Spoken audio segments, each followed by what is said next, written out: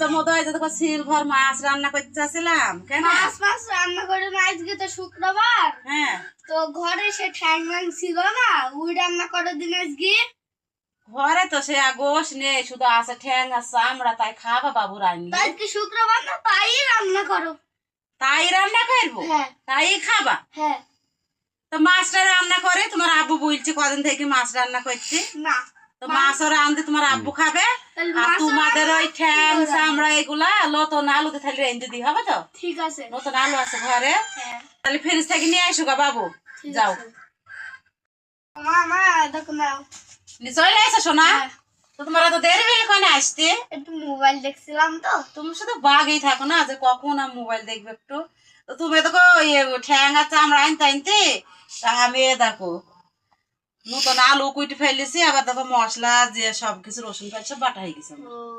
তাহলে ভাতটা না আমি রাঁধতে দেবো, হবে?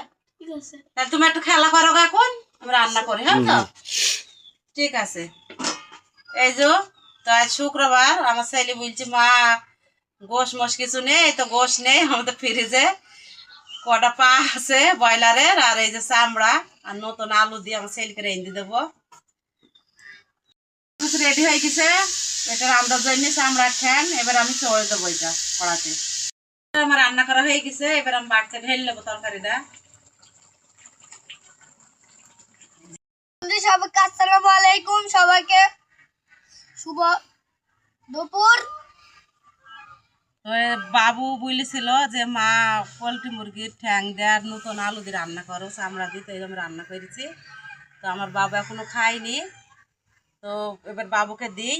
তো বাবু নাও খাও, চামড়া দিয়ে ঠ্যাং দেওয়ার আলু দিয়ে দেখো কেমন লাগে।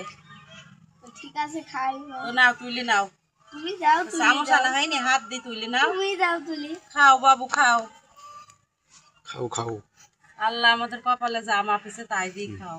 গোস্ত আজ আমাদের নেই, ঠ্যাং দিয়ে খাও, ঠ্যাংও ভালো লাগে খাইতে।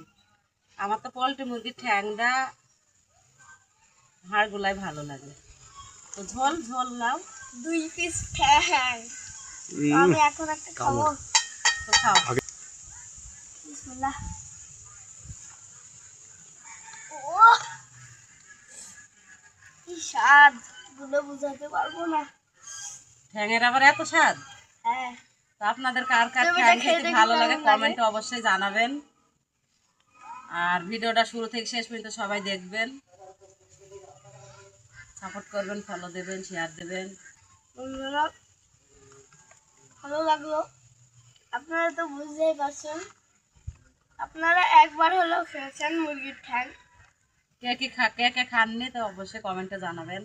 সবাই ভালো থাকবেন, আল্লাহ হাফেজ, টাটা বাই বাই।